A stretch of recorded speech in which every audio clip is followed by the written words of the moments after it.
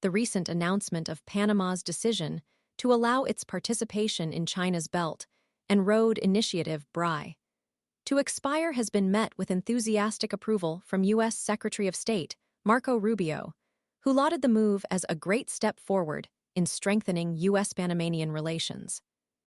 This development signifies a clear victory for Washington in its ongoing strategic competition with Beijing, particularly given the U.S. government's long-held assertion that the BRI is a tool for debt trap diplomacy, a strategy allegedly employed by China to expand its global influence and solidify its geopolitical standing. Rubio's visit to Panama, his first overseas trip as Secretary of State, served as a pivotal moment in this diplomatic maneuver. His presence in Panama, a key U.S. ally in Latin America, underscored the significance Washington places on influencing Panama's foreign policy decisions and curbing its engagement with China. The pressure exerted during his visit undoubtedly played a crucial role in Panama's eventual decision to distance itself from the BRI. This success, however, may be geographically limited. The United States' ability to replicate this level of influence in other regions, particularly in Asia where China's presence is far more dominant, remains highly questionable. The vastly different geopolitical landscape and China's entrenched influence in Asia make similar concessions from Asian nations highly improbable. While the U.S. might leverage diplomatic pressure and economic incentives, the efficacy of such measures in Asia would pale in comparison to their effectiveness in Latin America, where U.S. influence traditionally holds sway.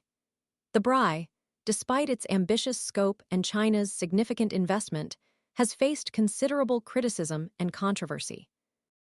Numerous partner countries have voiced concerns about the high costs of projects undertaken under the BRI framework, along with the difficulties encountered in repaying the substantial loans provided by China. This has led to accusations of unsustainable debt burdens being placed upon participating nations, reinforcing the U.S. narrative of debt trap diplomacy. Italy's decision to withdraw from the BRI in 2023, largely attributed to U.S. pressure and concerns about Beijing's growing economic dominance, serves as a powerful precedent for Panama's recent actions. The Italian case highlights the vulnerability of BRI partners to external pressure, particularly from the U.S., and the potential for unraveling deals perceived as economically disadvantageous or politically problematic.